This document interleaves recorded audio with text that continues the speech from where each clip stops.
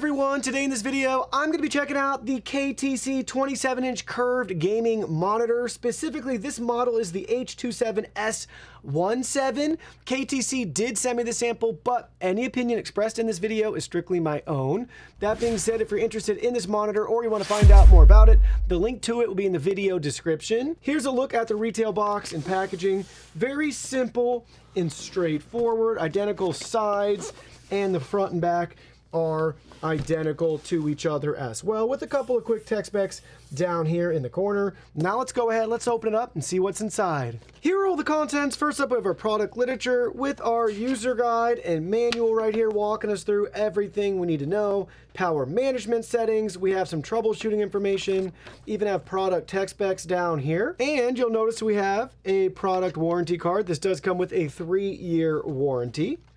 Next, we have our hardware kits with some screws for the stand, as well as some standoff brackets if you want to use your own stand. We also have a Phillips head screwdriver right here. We have one included DisplayPort cable. We have our external power supply.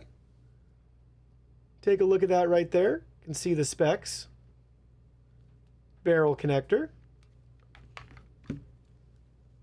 Power cable. And then we have our stand in 2 pieces here. Take a look at the base. This is all metal. And lastly, we have the monitor itself. Let's look at that in more detail. Starting with the front of the monitor, it is a curved display measured 27 inches diagonally. Got the KTC logo right there. Let's look at it up from the top. Get that bird's eye view and feel for the curvature. It's very minimal and subtle. Not overdone or anything like that. You can kind of see it from the side there too. We can look at it from this side, where at the very bottom you'll notice some venting here and some screws underneath. Got a little indicator illuminator right there in the corner. Now we can flip it over, and you'll notice on the back side here we got some red accents. On the side we have this design that looks like carbon fiber, even though it's not technically carbon fiber, and it's still smooth like the rest of the finish, but a nice little touch here on the back. They're definitely trying. If you want to use your own Vesa mount compatible stand, they have those standoffs that you can install right here, or you can install there and stand. Power, navigational button for the menus right there, Kensington security lock on the other side, additional product info.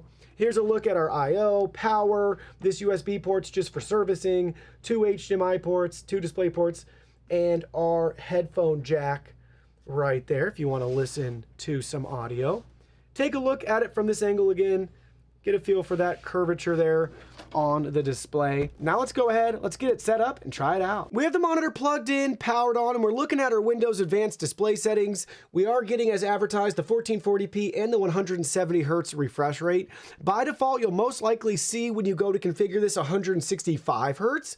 So we have to actually turn on an overclock setting within the monitor's menu. Let's go ahead, let's look at the menu, and I'll be sure to point that out. So press the power button on the back one time. That's going to bring up the full menu right here. I'm not going to go over each individual option, but I will show you all the different settings that we have. So that's our display options. Here's our color options. They do have a low blue light mode for you. In the gaming setup, you'll notice we have FreeSync, G-Sync, Overdrive, Game Assist. And with Game Assist, for those that are interested, they do have a crosshair option here. So we can select that. And from here, we have multiple crosshair settings. So pick and choose which one you prefer, or go ahead and you can turn it off. Then we have our advanced settings here.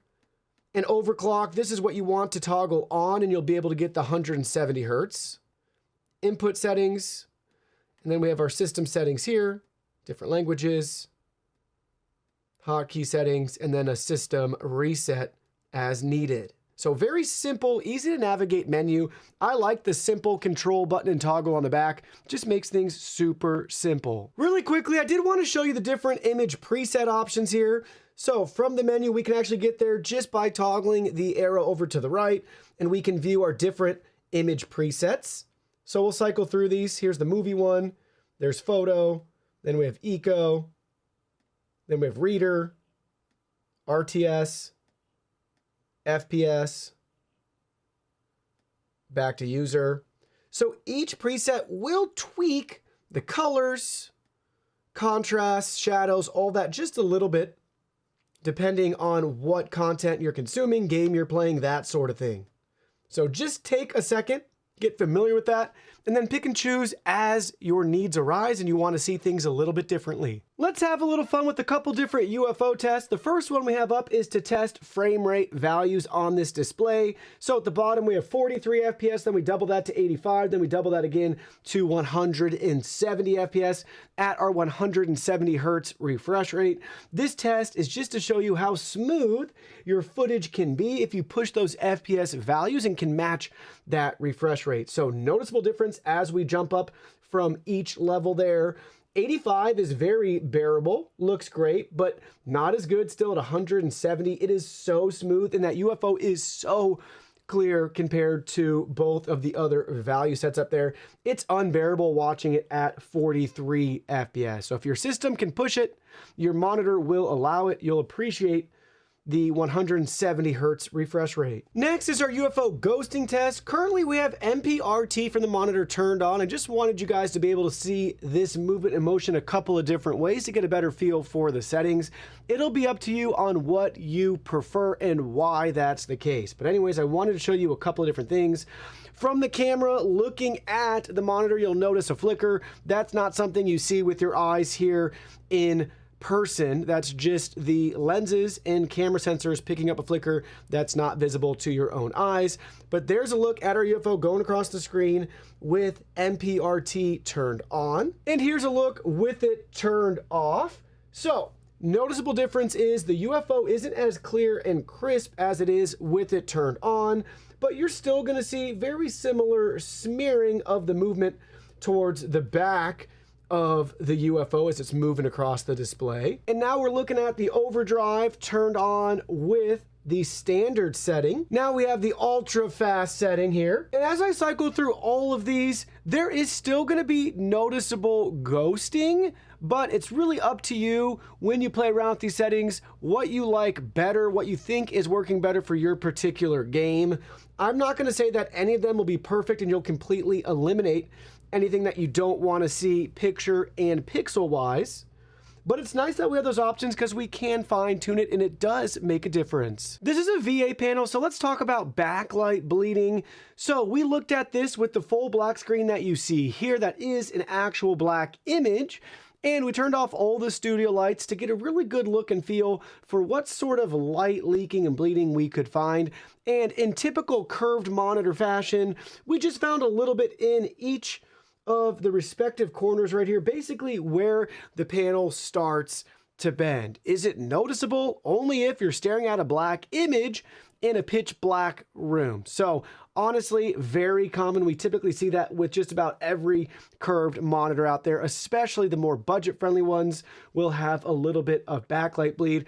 But to me, it's not really a major defect or anything that's going to affect the image quality. Again, only if you're looking at a black image in a black room. So there you go. For a simpler test, let's take a look at web browsing. What is it like to just casually consume content with this display? Well, here we go. We got the YouTube trending page pulled up to see all the different video thumbnails loading. Take a look at the different titles, text, font, all of that right here. Everything's really, really responsive and clear and crisp. Even for a VA panel, looking at it off to the side, they do a nice job. There's really not any color changing, distortion, or anything. I think the curvature helps with that too, making for a slightly better viewing angle. But that's enjoyable on YouTube. Let's pull up The Verge, a popular tech blog. We have a lot more images, ads, video, media, all of that right here to get a better feel for it. And it looks nice. Let's go. Let's just pull up an article here.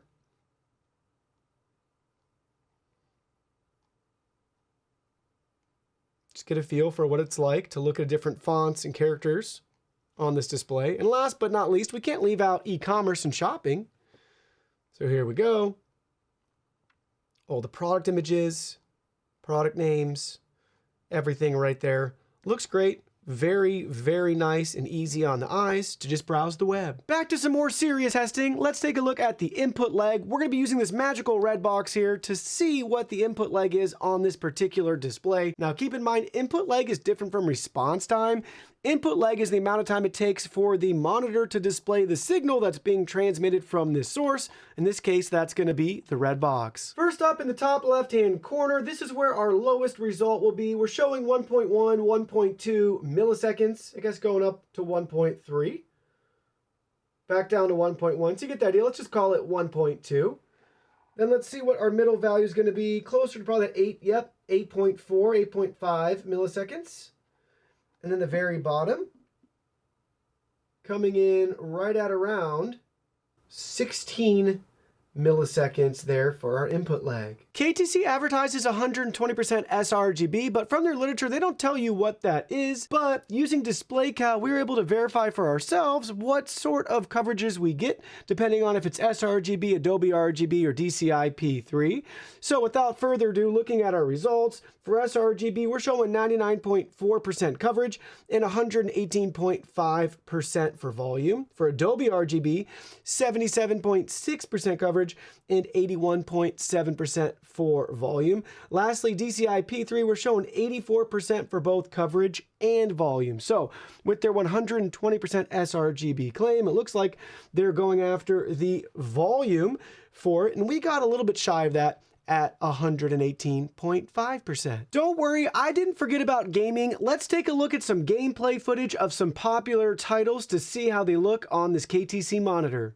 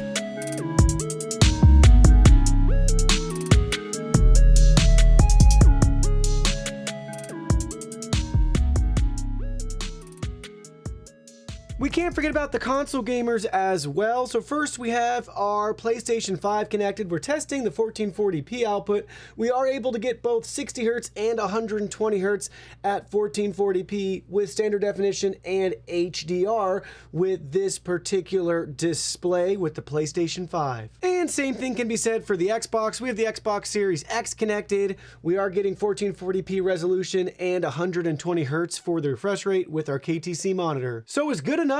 Good enough? Looking at this KTC monitor after using it, I have a couple of final thoughts. It's really hard to critique this monitor because this is, at the time of this video, the cheapest option available for what this monitor is.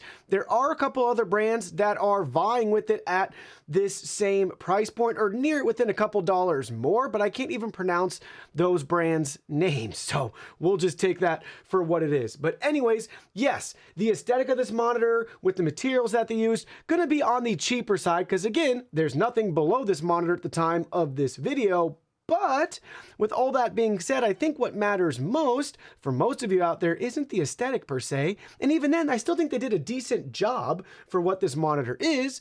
It comes down to how does it actually look and perform. And I think most of you out there will be happy with that. You're buying this monitor because you want the most performance you can get for the least amount of cash as possible. And I think that's where this monitor excels. But again, it's a race to the bottom at this point for monitors like this competing. So there's going to be compromises. There's no built-in speakers. I'd say it's a fairly subpar stand, but all on par for what you're paying.